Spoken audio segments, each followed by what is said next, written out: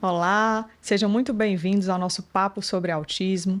Hoje nós vamos falar de todo o conteúdo que envolve o conhecimento sobre autismo.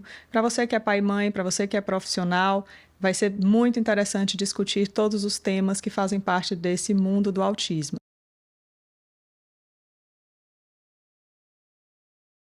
Eu me chamo Clarissa Leão, sou psicóloga, especialista em neuropsicologia, psicomotricista e diretora do Neuropsicocentro.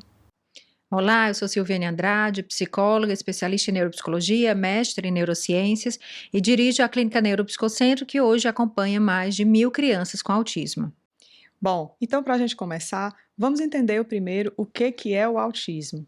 Então, para quem está aí começando, engatinhando nos primeiros passos, se você é pai e mãe e desconfia de alguma coisa, vamos conversar um pouquinho sobre isso.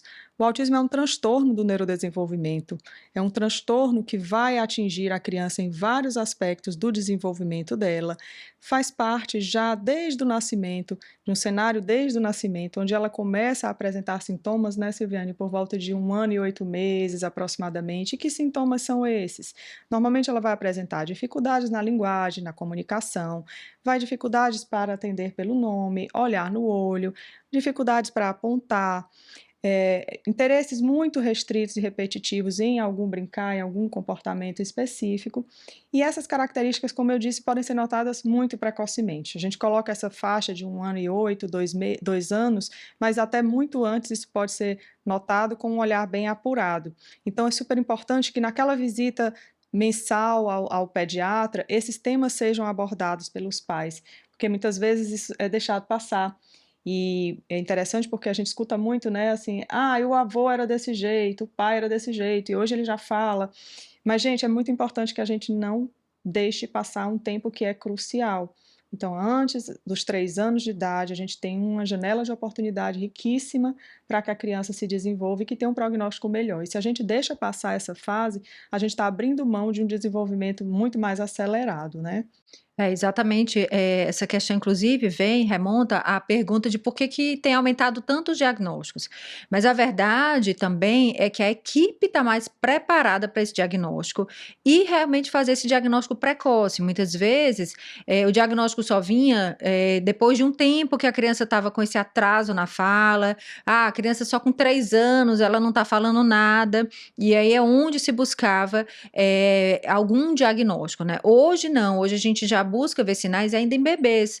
Esse bebê que na hora que está amamentando não tem esse olhar para a mãe, que quando não tem esse sorriso social, que quando a mãe chama pelo nome ele não olha. Então, às vezes, até antes de 1 ano, a gente já tem o que observa fatores de risco para esse desenvolvimento que pode estar indo, né, por um viés atípico. Então, de fato, realmente é extremamente importante a gente buscar esse diagnóstico precoce. Como é que é feito esse diagnóstico, né? O diagnóstico realmente deve ser dado pelo neurologista infantil.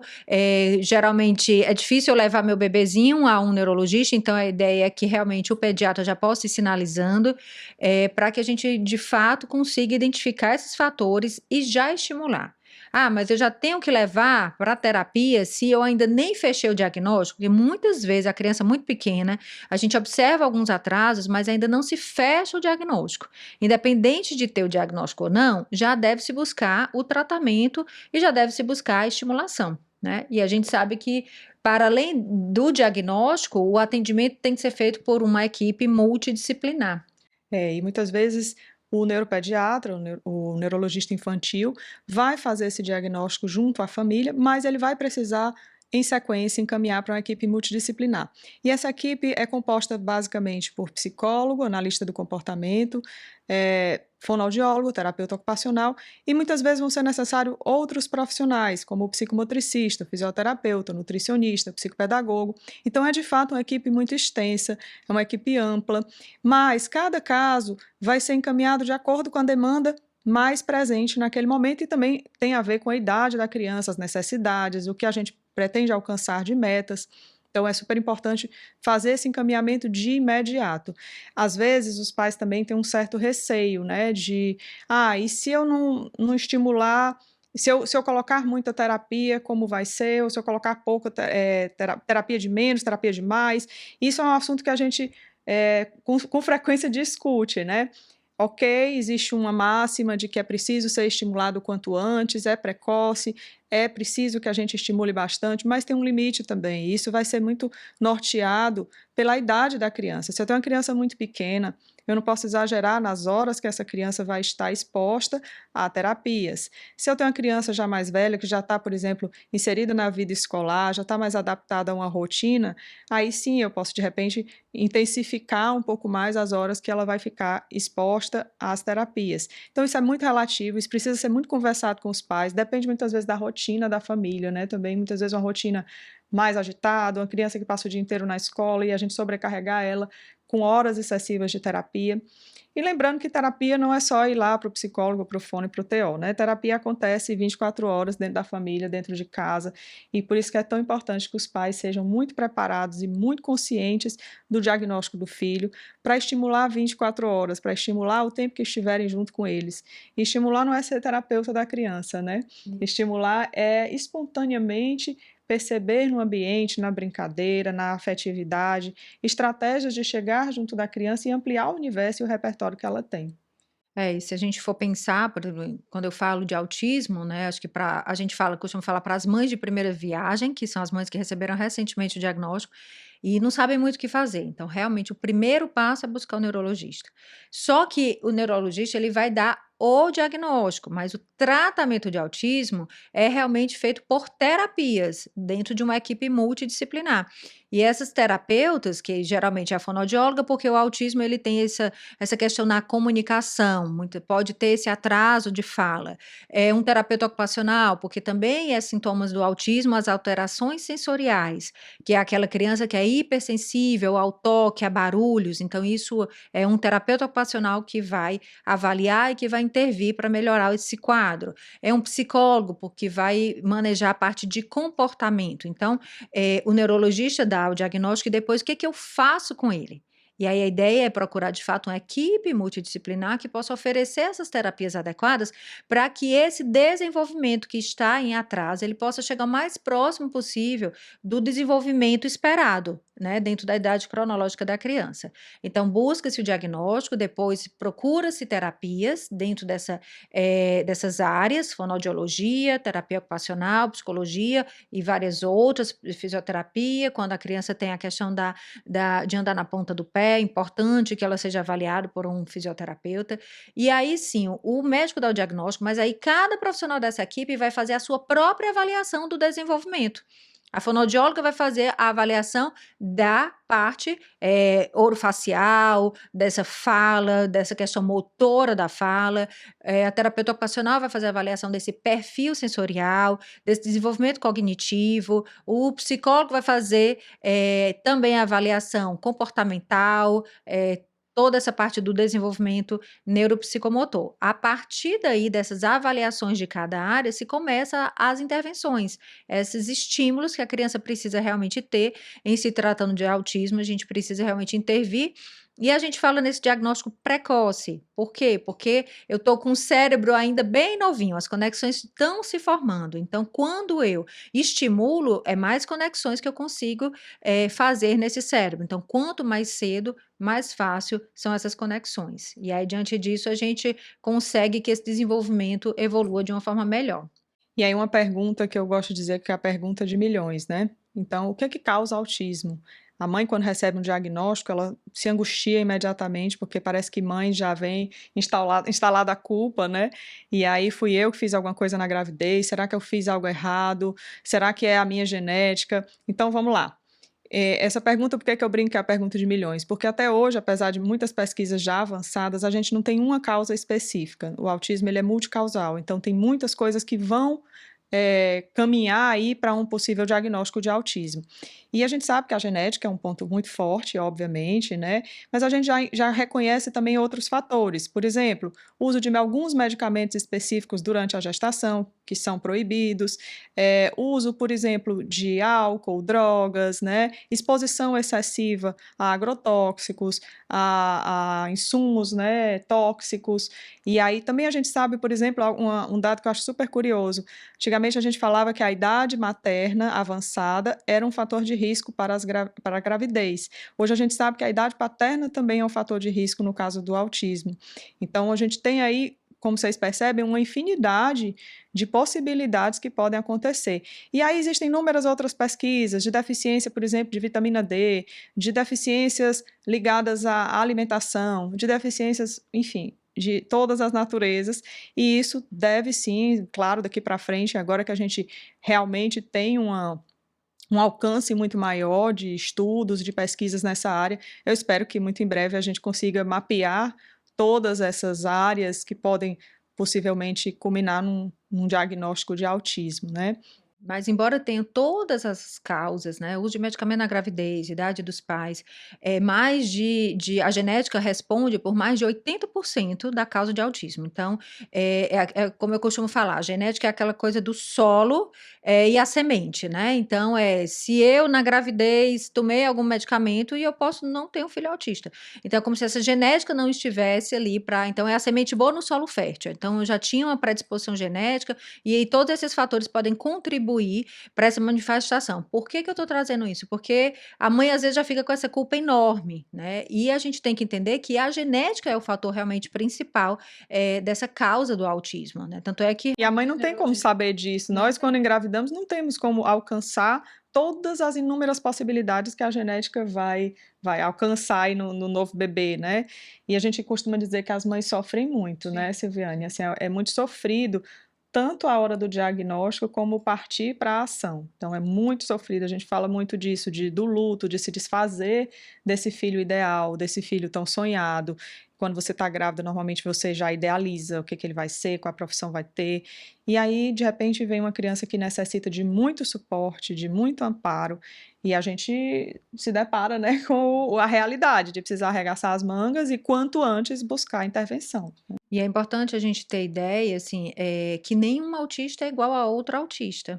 E dentro do próprio diagnóstico, né, que eu tenho essas alterações na comunicação, eu tenho movimentos repetitivos, estereotipados, eu tenho essas alterações sensoriais, que são a sintomatologia principal do autismo, mas nenhum é igual ao outro. E tem ainda o que a gente fala, que são os níveis de suporte. Né? Eu tenho nível de suporte 1, nível de suporte 2, nível de suporte 3. Então, o nível de suporte 3 é aquela pessoa autista que vai precisar de muito suporte, porque ela tem uma dependência muito maior, tem menor autonomia. Então, quando eu recebo o meu diagnóstico, às vezes eu já penso que o meu filho vai ser aquele caso mais grave, que vai ter uma pouca autonomia durante toda a vida, e não necessariamente. Hoje as terapias estão aí exatamente para a gente buscar o melhor potencial. Há uma década atrás, uma criança autista que era não verbal, ou seja, uma criança que não falava, ela continuava sem falar. E hoje já tem mostrando que, por conta das terapias, crianças não verbais, já 25% delas já começam a falar pela intervenção das terapias. Então, a ideia é que, de fato, o tratamento possibilite que essas crianças elas possam ter um potencial melhor. E eu posso, sim, às vezes, ter um diagnóstico de nível de suporte 3 e, com a estimulação e com as terapias, ela pode vir para o nível de suporte 2, para o nível de suporte 1. Então, não é uma coisa que seja rígida e eu não posso achar que, quando eu recebo o diagnóstico, que o meu caso vai ser o pior deles, né? E a ideia sempre é essa: quanto antes eu tratar, eu intervir, mais chance a gente vai ter de conseguir esse melhor potencial. Daí vocês entendem o quanto é importante a gente pensar de forma macro quando a gente está falando de autismo. Então, a gente fala muito que o autismo vai alcançar várias áreas do desenvolvimento e da vida do paciente. Então, a gente não precisa focar só exclusivamente ali no diagnóstico. Claro que é o primeiro passo. Eu preciso identificar, eu preciso começar a tratar, buscar a equipe. Então, é um passo ali muito angustiante para os pais no começo. Mas depois, o pai e a mãe vão começar a pensar na estrutura familiar, na rotina da criança, de que forma eu posso inserir elementos de habilidades sociais, como essa criança vai sair de casa, como essa criança vai estar na escola, e a gente vai ter a oportunidade de falar em outros podcasts a respeito disso, mas é importante que o cenário onde essa criança está inserida comece a ser adaptado para que a vida dela seja o mais tranquila possível, o mais fácil possível e, obviamente, a vida da família também.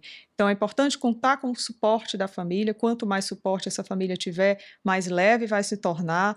E, às vezes, a gente encontra uma triste realidade do nosso país, que são as mães muito solitárias nesse percurso, nesse atendimento, e a gente precisa sinalizar isso, é um ponto delicado de falar, mas os homens precisam estar presentes, os pais precisam estar presentes. Muitas vezes essa mãe, ela larga o que ela tem de profissão, ela precisa abrir mão da vida pessoal, ela não consegue mais ir num salão de belezas, ela não consegue mais fazer absolutamente nada, porque ela precisa se dedicar exclusivamente ao filho. E aí a gente vê uma realidade de muito sofrimento materno, e isso sim é extremamente preocupante. A gente já sabe que o sofrimento das mães de crianças autistas se compara a realmente o sofrimento de um soldado em guerra. Então, imagina o tamanho da angústia e o tamanho da ansiedade que isso provoca. Essa ansiedade que a gente escuta com tanta frequência, de eu não sei, eu não posso morrer, eu não sei o dia de amanhã, o que pode acontecer com meu filho se eu vier a faltar, se eu não tenho ninguém que me dê esse suporte, essa ansiedade, essa angústia aumenta potencialmente. Então, se eu não tenho família, se eu não tenho um esposo, se eu não tenho filhos mais velhos que possam assumir, como é que vai ser?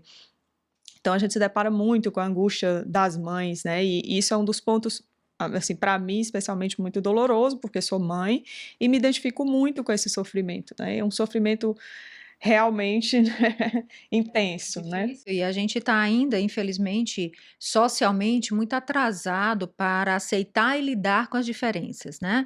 Porque a gente sabe que o autismo é uma condição neurodivergente. São pessoas que têm uma forma diferente de funcionar o cérebro, de ver o mundo, e a gente precisa também se unir. É como eu falo, às vezes a mãe, ela entra no processo do luto para a luta. O luto, porque ela recebe essa criança com esse diagnóstico, então vai ser diferente daquilo que ela projetou, daquilo da expectativa dela, mas imediatamente ela tem que lutar para que esse filho tenha acesso às terapias, para que esse filho tenha acesso à escola, para que esse filho seja aceito socialmente. Então, de fato, a gente precisa trabalhar a criança, estimular essa criança, orientar a família, mas a gente também precisa chegar até a sociedade, para que a sociedade aprenda a lidar com a criança autista, para que a sociedade entenda que eles também têm habilidades, que eles têm características que também podem muito ser aproveitadas no mercado de trabalho, habilidades em arte, habilidades em tecnologia, e a gente precisa entender como eles funcionam para que a gente realmente, a sociedade possa acolher e compreender e incluir essas pessoas. E a gente não tocou aqui num ponto que é super importante, a prevalência, né? A gente sabe que essa prevalência vem aumentando. Muitas vezes a gente até se assusta quando tem uma nova prevalência. A gente não tem dados ainda no Brasil. O Brasil agora, nesse censo de 2022, vai ser a primeira vez que esse tema vai ser incluído, né? A pergunta sobre se você tem um parente autista em casa. Mas até então, você imagina que nós estamos em 2022 e nós não temos ainda nenhum dado específico do nosso país.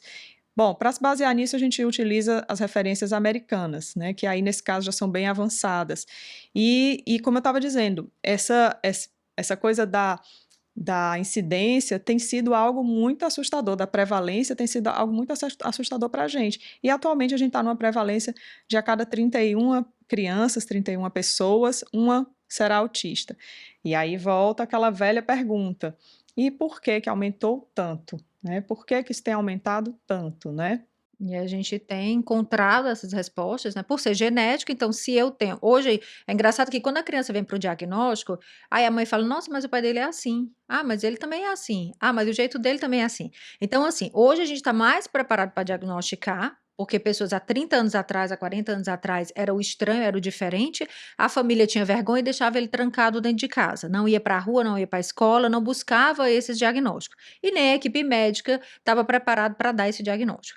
E agora, a gente tem uma equipe preparada para dar esse diagnóstico, as mães estão lutando por esses filhos, não estão mais com vergonha para deixá-los em casa sem buscar os direitos deles, de direito a ter um diagnóstico, direito a ter um tratamento, então realmente está vindo. E como é genético, então na hora que eu tenho um filho que leva a minha carga genética, esse vai passar a carga genética para o filho dele, que vai passar a carga genética para o filho dele, e aí ao longo das gerações, essa genética eu vou tendo aí um aumento desse diagnóstico, porque realmente essa carga genética está passando de pai para filho. E também por essa equipe estar mais preparada para esse diagnóstico, uma das causas recentes que tem se relacionado, como a gente já falou, né, uma dessas causas mais ambientais que diga, é que inclusive a idade do pai está relacionada. É como eu brinco, ninguém mais tem filho hoje antes dos 30. Então, essa idade gestacional, quer dizer, essa mulher de mais idade, ou mesmo esse pai de mais idade, está sendo, mostrando aí de fato esse aumento, prematuridade, idade, né, partos prematuros, também é um dos motivos que pode estar relacionado. Então, de fato, é alarmante. Eu acredito que hoje em dia todo mundo conhece, sabe de alguém, de um filho, de um vizinho, de um coleguinha do meu filho na escola que é autista, e de fato a gente tem que estar preparado para ter uma equipe qualificada para tratar essas crianças e ter uma sociedade que saiba sobre autismo para acolher e incluir essas crianças. E para a gente finalizar, eu queria deixar aqui um recadinho para as mães. Se você desconfia de alguma coisa, se você está com aquela pulguinha atrás da orelha com relação a algum comportamento do teu filho que você observa que ainda está em atraso, vamos quanto antes buscar ajuda. Procura primeiro o teu pediatra, depois você pode buscar um neurologista infantil, mas é essencial que você faça esse diagnóstico quanto antes. Lembrando que o diagnóstico precoce tem um prognóstico muito melhor do que um diagnóstico tardio. E vamos evitar sofrimento mais na frente se a gente pode cuidar ainda agora. E fica aí para acompanhar a gente nos nossos próximos podcasts.